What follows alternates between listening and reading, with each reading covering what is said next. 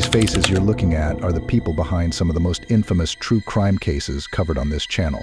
In this Twisted Minds compilation video, we'll be exploring each and every one of their cases, proving that evil is not defined by location, and this certainly does not have an age limit. This brings us to our first case, the murder of Erica Green. The story we're going to explore today, the murder of Erica Green, sparked nationwide interests across the United States, as the victim remained unidentified for several years, as long as the case remained unsolved. It was recently discussed in the media. Imagine taking a walk in a park and finding a dead body. Not just a dead body, but the body of a small child, headless and mutilated beyond recognition. This happened in Hibbs Park at 59th Street and Kensington Avenue, Kansas City, Missouri. This story is about the murder of Erica Green, a 3-year-old American girl. What were the motivations, and what could be done in the future to prevent such crimes? What you will find out in today's video will shock you to the core. It was April 28, 2001, when the naked, decapitated body of little Erica Green was found in a wooded area in the city, close to a church. The body was covered with bruises and injuries, as if someone had repeatedly kicked it. Initially, it was estimated that the body belonged to a 3 to 6-year-old child.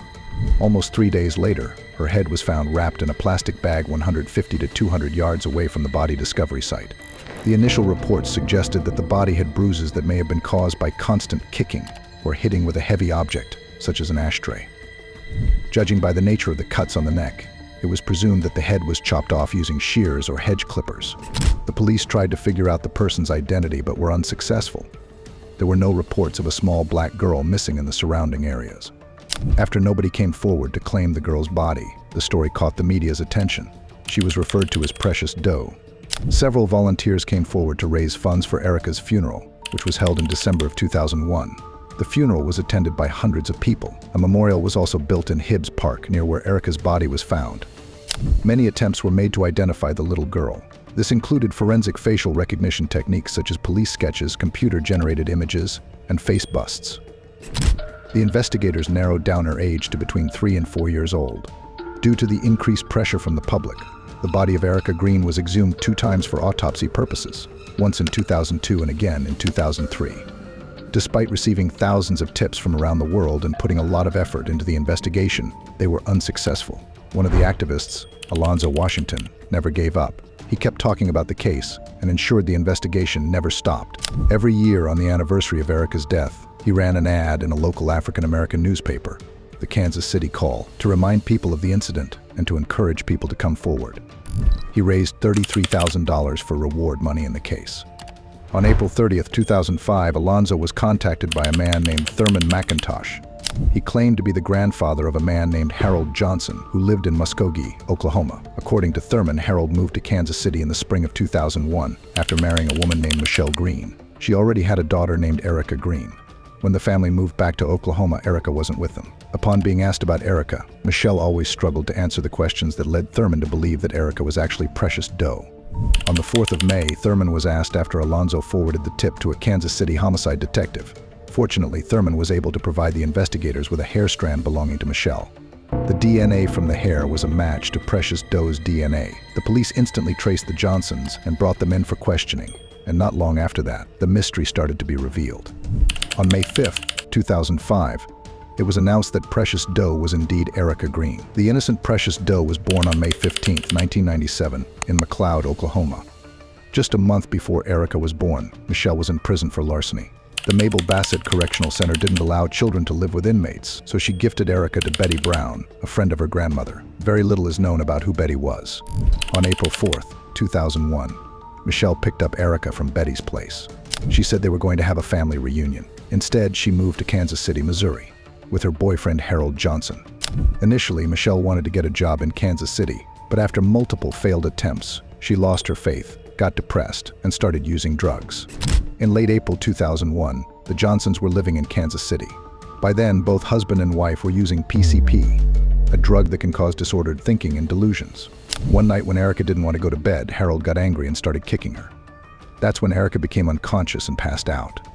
Upon finding Erica, Michelle tried to revive her but was unsuccessful. Considering that they both had outstanding warrants for their judgment, they were afraid to seek professional medical help.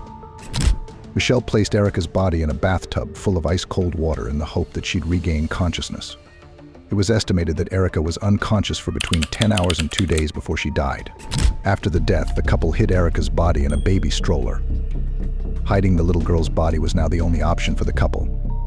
Harold and Michelle showed absolutely no remorse in disposing of her body. To make things worse, they decided to chop off her head with hedge clippers so that no one would recognize her. Upon reaching the park, they removed her clothes and cut off her head.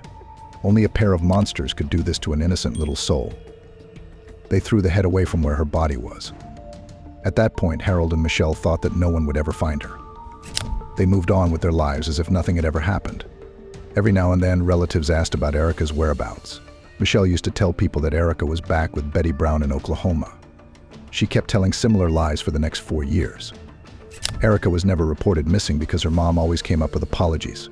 It was later provided by LaWanda Driscoll, Harold's cousin, that Michelle too was involved in disposing of the body. Once Erica was dead, she put the body in the stroller as if she was asleep and transported her. LaWanda was also present in the home on the day Erica was killed. We could hear screaming in the back bedroom when talking to a local news channel. LaWanda also provided more information about Erica. According to her, Erica was never happy at Harold's place. She was homesick and cried a lot. Harold Johnson would beat the child for crying, for peeing on herself, or if she wouldn't eat, whatever. She even heard Harold tell Michelle, "You'd better go take care of your daughter, or I'm going to do something bad once Erica went missing." LaWanda and her cousin often used to ask about her. But Michelle Johnson always had an excuse for everything, and we believed her at the time. The truth was now out. Erica Green was indeed murdered, decapitated, thrown in a park by her own parents. The Johnsons were charged with second-degree felony murder on May 5, 2005. They were extradited to Kansas City. Harold Johnson was convicted of first-degree murder in the death of his stepdaughter in September 2007. Michelle pled guilty to the second-degree murder charge after she tried against Harold. Eventually, she was sentenced to 25 years in prison on different charges. This included endangering the welfare of a child, murder, abandoning a corpse, and tampering with physical evidence. Upon hearing that Michelle had recorded a testimony against her husband, things got heated between Harold and Michelle, and they both started blaming each other for the murder. According to Harold, Michelle was a bad mother who never cared for Erica. She used to get high on drugs and left Erica alone for hours. In an extreme burst of anger, he told Michelle, "I hope you got run over." The cause of death was reported as a closed head injury. Harold ultimately confessed to the crimes and agreed that little Erica was kicked in the head. According to a neurosurgeon, Erica's life could have been saved if she had gotten professional medical help immediately. In November, Harold was sentenced to life in prison without parole. Up next is the story of Fidel Lopez, the maniac who gutted his girlfriend in a drunken rage. Maria Nemeth's case is one of the many classic homicide cases rife in the United States. The country has a well-documented history of violence compared to other developed nations. It's astounding how many people continue to believe the United States facade is a saint's nest or God's own country. Instead, it's a place where deviant, violent cultures are encouraged through media, legislation, privilege, and freedom. This brings us to the sad and gory details of Maria Nemeth's homicide. It's time to play our game of who'd done it and why. To her neighbors, Maria Nemeth was among the sweetest, kindest people they had ever met. She was well loved and had a great reputation. According to Dan Carter, Nemeth was a very gentle, very private, soft-spoken young lady. We all loved her, a very pleasant young lady. Another neighbor, Debbie Katz, also backed up this sentiment, describing the deceased as a very sweet, loving girl, been here for years. I've been in and out of the office for 8 years. Before her demise, Nemeth was employed as a leasing agent for an apartment complex. She met Fidel Lopez at a club during that time, and the two fell in love. Nemeth was a Peruvian native who moved to the United States in her teenage years, settling in Miami-Dade County, South Florida. She took up several jobs over the years, including office and retail gigs. Fidel Lopez, on the other hand, hails from Havana, Cuba. He left his hometown for the United States when he was only 15 or 16 to join his father, who was already in the country. At the time of his arrest, Lopez worked at the 595 truck stop on 2705 Burris Road, Davie, Florida. When the business was contacted, the managers stressed that Lopez was a temporary hire with a few days on his contract. Broward court records revealed that Nemeth had left a marriage previously, which unfortunately was a factor in her death. In April 2007, she tied the knot with a man named Norbert in a religious ceremony held in Boca Raton. They were married for 8 years before splitting up, however. They weren't officially divorced, merely separated. So, when news of Nemeth's death reached Norbert, He declined to comment but implied that he or the deceased's family might make a statement eventually. Maria's new relationship with Lopez was only 1 year in when tragedy struck. At the time of their meeting, Lopez had 2 kids, and he was living with their mother. As the relationship grew over time and became more serious, Nemeth and Lopez decided to move in together. First, they found a place in Hollywood, then relocated to Hialeah to put up with Lopez's family as they searched for a new place. In a twisted turn of fate, they found and paid for a place at Colonnade Residences in Sunrise. Nemeth was the leasing manager of the apartment complex, so they easily moved in. Then, a week into their stay at the new place, Lopez returned home from the truck stop to Nemeth, who'd done some cooking. The couple had rice, chicken, and beans for dinner before driving up to Hialeah to meet and spend time with Fidel's mother. Lopez recounted that he took Nemeth to a Chili's restaurant the same night, where they ordered some margaritas before making another stop at a BC Fine Wine and Spirits. There, he got them a bottle of tequila, which they took back to their house in Sunrise. Since they were fairly new in the apartment, the couple hadn't gotten around to getting furniture, so they made a makeshift table using several cardboard boxes. That same night, they did some tequila shots, even cutting some limes and garnishing with salt. All the while, they blasted some music on a cell phone and downed half the bottle. All seemed to be going well until it was not. Lopez caught a blinding rage that saw the sliding glass door and closet door torn down, while the drywall took several punches that left holes in it. Lopez claimed that he was too stoned to remember what sent him on a hulking spree in the first place. But he did remember that he and Nemeth had the roughest sex inside the closet.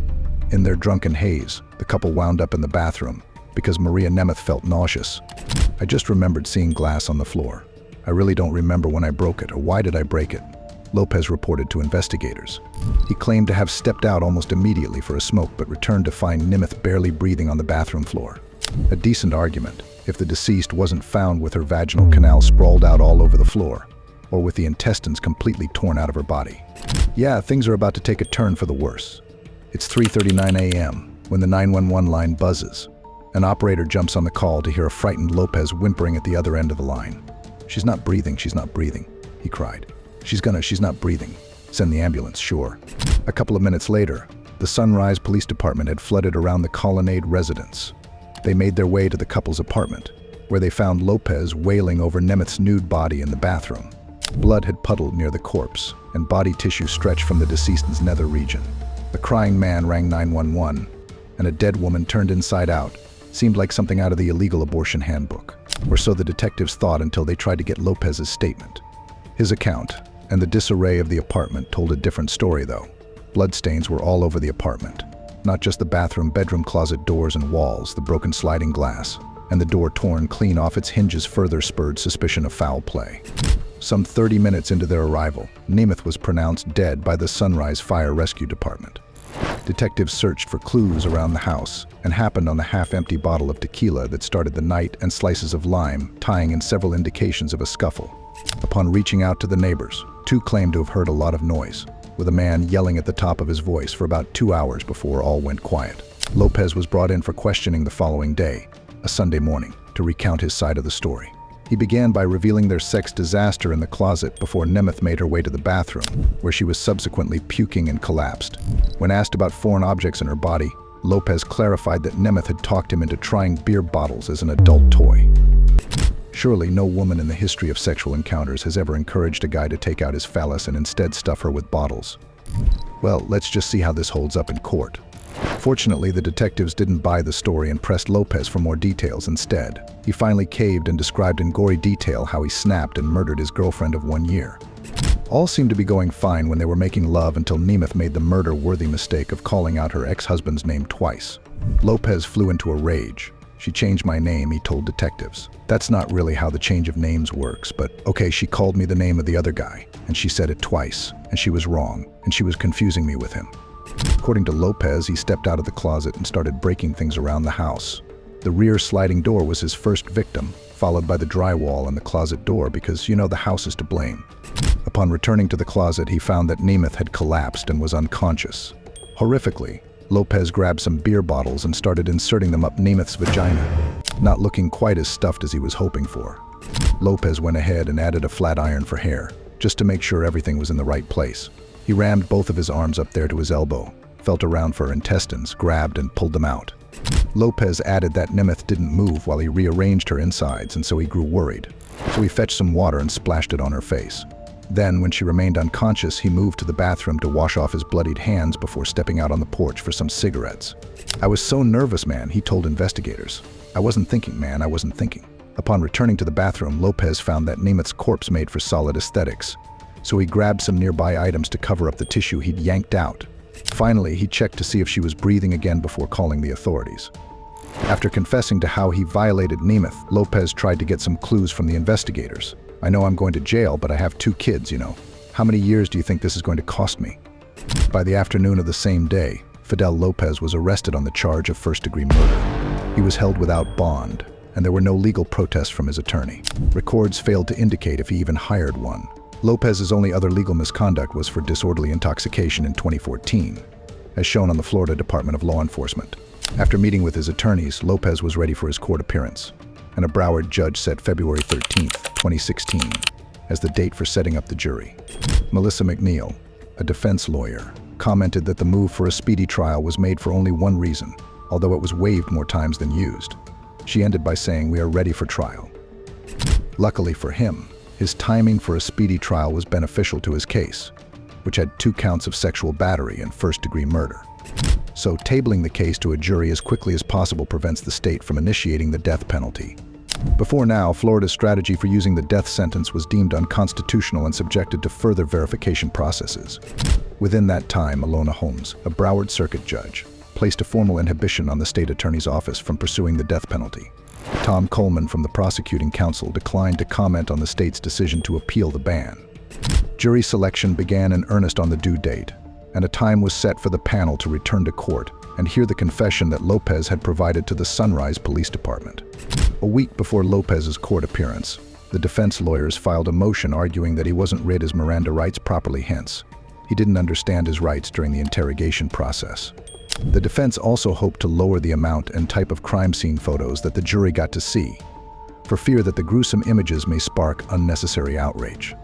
This way, the case would be decided based on sentiments instead of facts of the incident. The judges routinely compromised, with Holmes choosing the photos of the crime scene that the judges got to view. As for the speedy trial, Lopez was arraigned in a Broward courtroom on October 19, 2015. He was brought in wearing handcuffs and striped jail clothes. His deposition was rather stoic for about an hour until Christopher Pittman, the attorney representing him, promptly pulled out of the case. Another Broward Circuit Court judge, Lisa Porter, filed for a new public defender to represent the accused. "A not guilty plea has been entered on your behalf," Mr. Lopez Porter remarked. It turned out that Pagan and other public defenders on his team, including Caroline McRae and Jose Reyes, had confided in Lopez about a change of representation before his arraignment. Lopez remained behind bars without bond until his next scheduled court hearing on December 10, 2015. This time he was convicted guilty to charges of sexual battery and murder of his 31-year-old girlfriend, Maria Nemeth, in a Broward County courtroom. Owning up to the crime was part of his plan with the prosecutors. The court was adjourned to August 3, 2016, for his official sentencing, where he would serve a life sentence with no parole instead of being served the death penalty. Up next is the tragic case of Christopher Pittman, the 12-year-old who killed his grandparents. The date is the 28th of November 2001. The peaceful rural city of Chester, South Carolina, wakes up to the most dreadful news: the house of one of their oldest residents has burned to the ground. Earlier that morning, at about 1:40 a.m., firefighters rushed to the scene of the incident and worked tirelessly to put out the fire. They believed at the time that the house was empty, but when the flames eventually subsided, what they found shook them to the core. They found the bodies of 66-year-old Joe Pittman and his 62-year-old wife, Joy Pittman. But it wasn't the fire that got to them, and it definitely wasn't the smoke. Someone diabolical had shot this old couple to death right before setting their house on fire. The Pittmans had been loving and responsible members of the Chester community for several decades, and their 12-year-old grandson, Christopher Frank Pittman, was also staying with them. But where was he? The 12-year-old's body wasn't in the burnt building, which was a relief. Had he been kidnapped? This was one of many questions that the police had to answer when they arrived at the crime scene. Christopher Frank Pittman was missing, and to make matters worse, his grandparents' Nissan Pathfinder was also nowhere to be seen. Someone had taken it. Was this another case of premeditated murder, arson, and kidnapping? Could it be that the perpetrators of this horrible crime had killed the grandparents, kidnapped the 12-year-old grandson, burned the house to the ground, and made away with the truck? To the dismay of the cops, the case was getting complicated quickly, and at the same time it was quickly becoming a mystery. However, nothing would prepare them for the truth. This was a case so bizarre that by the time we are done, you might be left with more questions than answers. To properly understand this case, and the senseless murder of Joe and Joy Pittman, we have to go back to the 9th of April 1989, the date of birth of Christopher Frank Pittman, Joe and Joy's grandson. He was born in Florida to a dysfunctional couple. While his mother was negligent, irresponsible, and absent from his life, his father, whose name was also Joe, was going through a rapid series of bad relationships. It was also reported that Chris's father was violent to him when he was a kid, but we will address that as we move forward with the story. Christopher had an older sister, Danielle, and together they had to endure the chaos of their childhood. However, when things got unbearable for Chris, his grandparents had to step in. Joe Pittman was Chris's paternal grandfather, and everyone who knew him described him as a stern, opinionated man who was also a loving and supportive member of his community. He was a tough man who cared deeply about his faith, family, and music. This was something he could express freely at the local Methodist church in Chester, South Carolina, and he also had a soft spot for his grandson. So when he caught wind of the chaos the little boy was living through, he took him away from Florida and brought him to live with him and his wife in Chester, South Carolina. The change turned out to be the perfect cure for Chris. At first, it was clear to everyone how hurt the young boy was. The Chester community would describe him as a well-mannered but extremely quiet boy. At the Methodist church, members and even the chaplain noticed how reserved Christopher was, and they did their best to make him feel at home. With time, it worked. Christopher became more expressive, fun-loving, and full of life. He adjusted perfectly and found the stability and nurturing environment that every child needs and deserves to have. However, you know how these stories go, it is often the calmest moments that precede the storm. And in the case of Chris, his life was about to course correctly back towards the chaos of his past. One day, Chris's father came to South Carolina for his son. His mother had returned, and there was a promise of family once again, so Chris returned to Florida with his father. Before we continue, I think it's important to note that everything we have mentioned so far happened to Christopher Pittman before he was 12 years old. Not too long after Chris returned to Florida, his mother disappeared once again. He woke up one morning to find that his mother had left without warning. Around this time, his father was also going through his third divorce, and the pressure became so much that one day, 12-year-old Chris decided to run away. He wanted to be with his grandparents again. He wanted the security and stability he once got from them. But he didn't get that far. The police found him 15 miles from home and brought him back to his father. At home, Chris began to get desperate. He was no longer interested in staying in Florida with either his father or his older sister, Danielle. He threw tantrums, and those tantrums soon turned into depressive episodes. Then one day, things escalated too far when he grabbed a knife and threatened to kill himself in front of Danielle. According to her, he said, "You know, I'd rather die than live in this house with you and Dad." It was this suicidal threat that convinced his father to return him to his grandparents, but it might have been a little too late. Chris had already changed. The community that had once nurtured him into a fun-loving and expressive kid no longer recognized him. Worse still, he had also developed a foul temper. He was getting into fights with anyone and everyone. With classmates, he had an episode where he choked a fellow student on the school bus. In church, things got to a boiling point on the evening of November 28th, when Chris started kicking the back of the piano bench, disturbing the pianist and the entire service. Unsurprisingly, his grandparents were outraged, especially his grandfather, Joe. Chris's grandparents had to leave church early that day, and when they got home, Chris got a spanking from Joe for his bad behavior. Later that night, the Pittmans, both Joe and Joy, were found with bullet holes in their heads, their house on fire, and 12-year-old Chris Pittman, their grandson, was missing. Now that we have come full circle, I want us to pay close attention to the story because this is where things begin to get bizarre. House on fire? Check. Someone calls the fire department? Check. The next morning, the police arrive on the scene. Back in Florida, Chris's father gets a call that his parents' house is on fire, and he immediately travels down to Chester, South Carolina, only to find out that not only were his parents killed in cold blood, but his son was also missing. By that time, the search for his son was already underway, and it wasn't long before he was found. Christopher Frank Pittman was found in his grandparents' truck by two deer hunters in the woods some miles away from his grandparents' burnt home. The truck had broken down, and Chris told them that he had been kidnapped by a big black man who had shot his grandparents, burned their house, and kidnapped him. The deer hunters were inclined to believe him, but something was off. The 12-year-old boy was eerily calm. He wasn't behaving like a child who had just gone through that kind of trauma. For a boy as young as him, they expected him to be terrified. When the police came around, he repeated the story to them, and it was so detailed that they believed him. However, they also noticed that he was unnaturally calm, and this led them to believe that he was suffering from shock.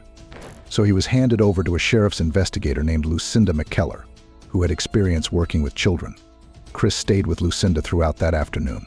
She also noticed and was impressed by how calm he was and how well he was handling the traumatic situation. During the afternoon with her, he played cards and watched TV with her. However, as the sun set onto the horizon, the truth began to come to light. The arson investigator on the case, Scott Williams, arrived that evening and questioned Chris extensively. It turned out that Chris had been lying all along about the kidnapping, about the big black man, and virtually everything. It turned out that 12-year-old Chris, armed with a shotgun, had crept into his grandparents' room 4 hours after his grandfather had given him a spanking for his outburst. Chris had shot them 4 times while they were sleeping, killing them instantly. It was he who had set the house on fire. He took the truck, guns, the family dog, and $33 in cash. The 12-year-old had just confessed to premeditated murder, theft, and arson. It was difficult to believe, and what made the situation worse was the fact that Christopher Pittman felt no remorse. To be sitting in a room with a 12-year-old boy that just killed his grandparents is one thing, and then to actually, hear him say, "I'm not sorry for what he had done to the people that he supposedly loved the most in his life," was pretty shocking. My God, and you don't want to believe it, but that's what he was telling us. Now, why on earth would a 12-year-old murder his grandparents that he obviously loved? Somehow, Chris's father felt that he had an answer to that question. According to him, the culprit was not his son, the true culprit was Zoloft. Yes, Zoloft, the antidepressant. And if you're wondering what an antidepressant has to do with a 12-year-old killing his grandparents in cold blood, then you are asking the right question, because this is where we fit all the last pieces into the puzzle of this tragic story. Let's retrace our steps to the first time Chris had a meltdown. This was after his father had taken him from his grandparents' home, and after his mother had once again abandoned him without warning. Around that time, we said that Chris experienced tantrums, and those tantrums devolved into depression.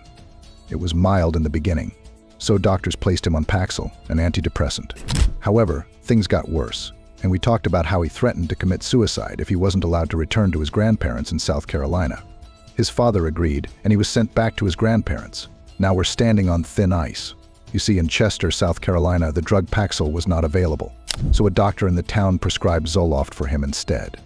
Both drugs are SSRIs, which is a fancy name for classifying a group of drugs that are used as antidepressants in the treatment of major depressive disorders, anxiety disorders, and other psychological conditions.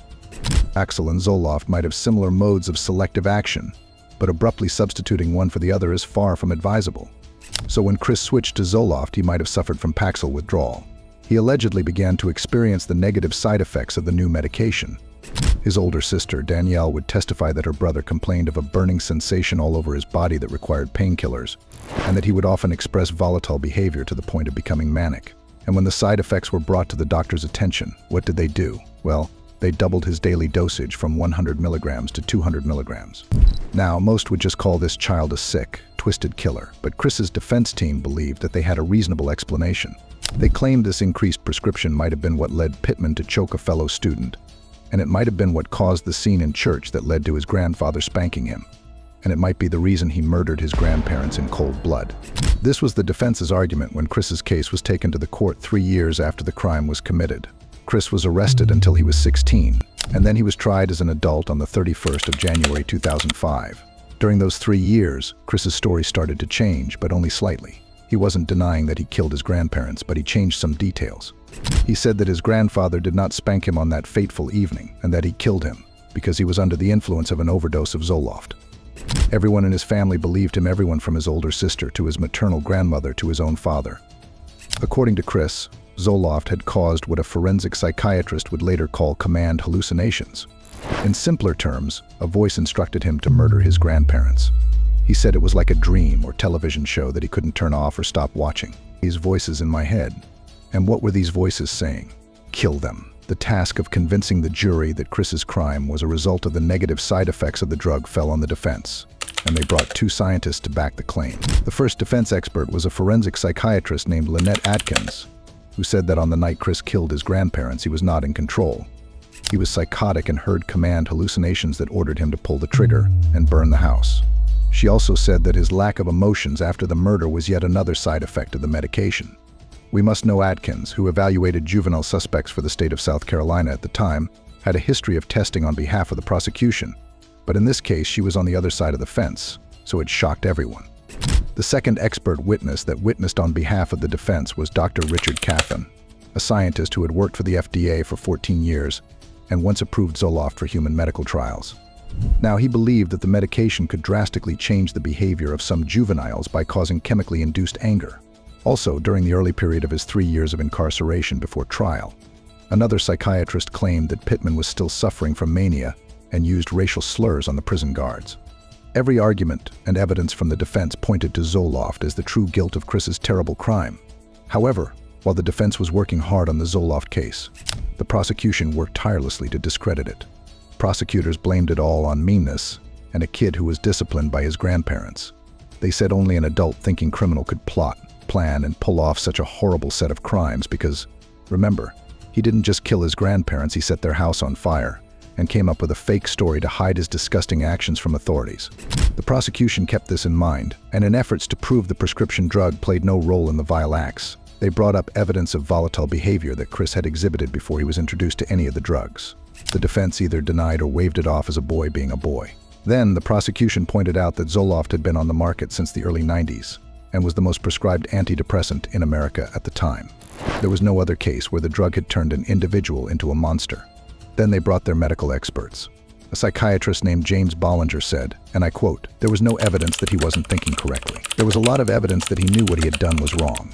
He also reminded the jury that Chris had thought out a means of escape by blaming the killings on a black man. Then another psychiatrist who had spoken to Chris hours after he confessed recalled how unremorseful Chris had been and how he brushed off his actions with the state. They asked for it. Then the final straw was when the prosecution called Vice President of Pfizer, Dr. Stephen Romano, to the stand, and he acknowledged that while their research showed some increased risk of aggression, there was no link to homicide.